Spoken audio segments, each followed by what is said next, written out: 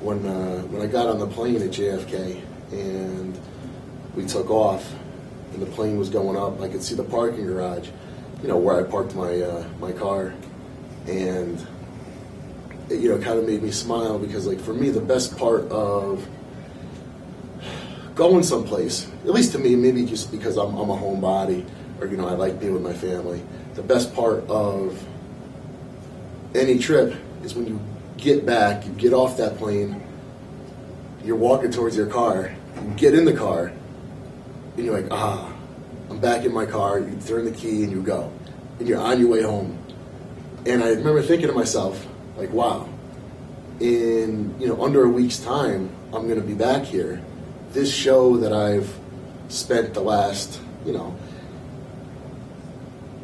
in reality, the last year getting ready for, this is all going to be a memory in a week's time.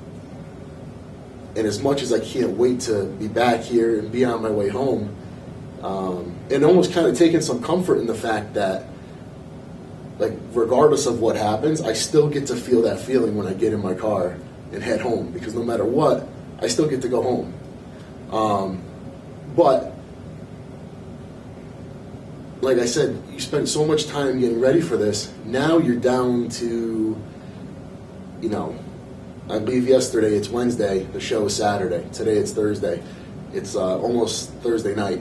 We're under 48 hours away from something that you've put a year's worth of work into.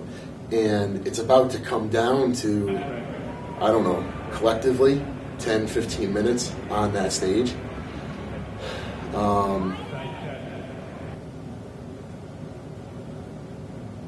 Funny thing is, like, with bodybuilding, you're used to, like, everything is broken up in, like, small increments.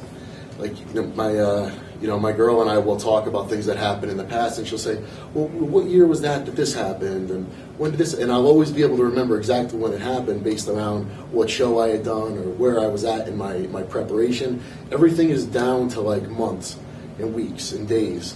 And bodybuilding, it's not like you don't think in you're not really thinking in terms of years and, I'm going to be here, a year from now, or where I'm going to be. I don't know, you don't think like that. Everything is a day at a time, a workout at a time, or a set at a time, one rep at a time, one meal at a time. And, here you are, like I said, even though for some people it could be a lot of pressure, knowing that in under 48 hours, everything you worked for is going to come down to a matter of minutes on stage. It's not really any different than the way you run the rest of your year, because it's still just a couple hours at a time, one meal to the next. Nothing really changes.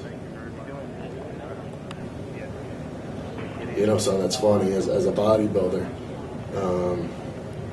at various points along the way, you'll ask yourself, like, why am I doing this, or what am I doing here, or, like, what's this all about? And maybe just because I got a couple minutes right now, and today and tomorrow, just kind of hanging out and eating and resting and getting everything in order for this show. And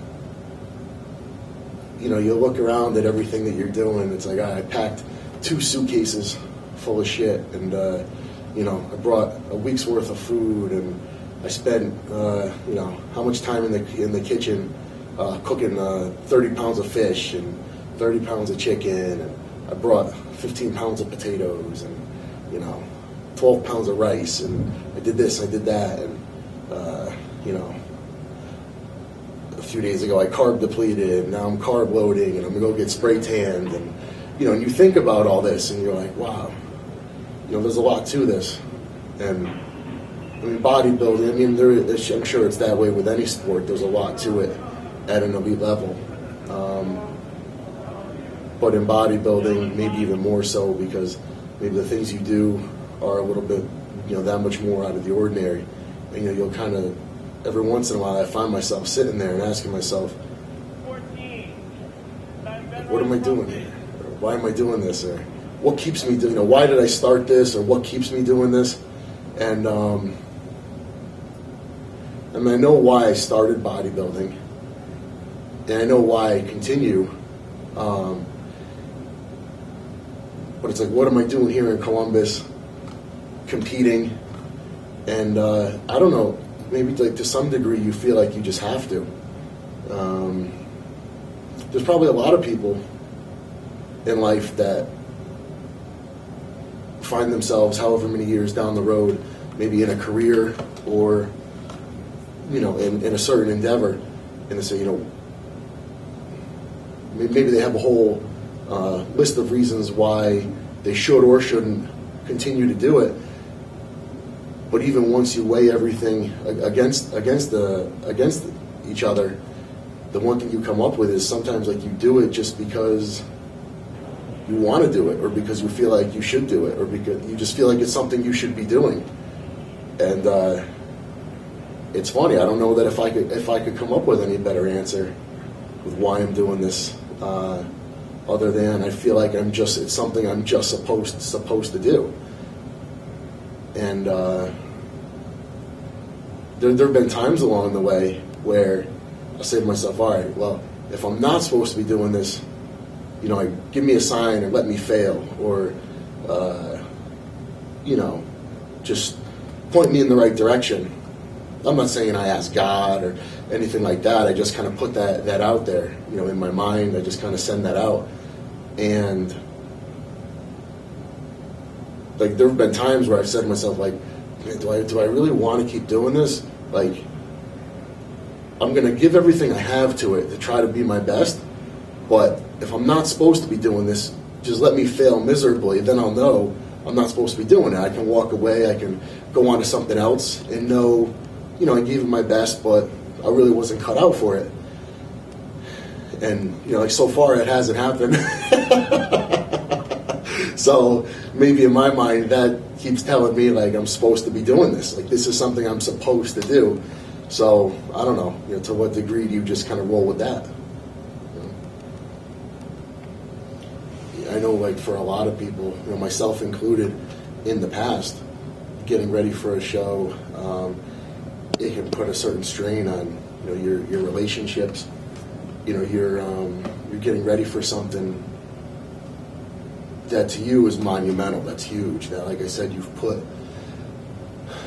all this time and effort into, and you know it's going to come down to you being perfect for a matter of minutes. You know, a whole year's worth of work has to come down to you being perfect for a matter of minutes. And that, you know, for some people can be very stressful. And, you know, during the entire process, it's tough for sometimes for other people to understand, you know, that pressure. I mean, everybody goes through pressure. You know, everyone has stress and is under pressure. But, and I'm not saying there's not plenty of people under a lot more stress and pressure than myself. But it's tough, I think, sometimes for people to realize. But the point that I'm at now, you know, things between Erica and I, you know, we've been together long enough now, and she's come to understand, you know, what this entails, and you know, she's just been so awesome along the way, and you know, helping me and, you know, allowing me to just do what I need to do to, you know, in order for me to be my best for this show. And you know, I think that the key concept, you know, whether it's in a relationship or in this sport or anything else in life, it's balance. If you can't maintain a certain balance, you know, whether it's a balanced diet or a balanced training regimen or, you know, balanced relationships or anything really, you're going to fail. And you're going to stress a lot of other people out along the way with you. So for me this year, it's really been great, even though, you know, there's been the added responsibility of a new home. There's been the added responsibility of our daughter. But it's all been fantastic because we just, you know, we both understand each other. We both do what we need to do to make it happen, and we balance each other, and it makes both of us successful.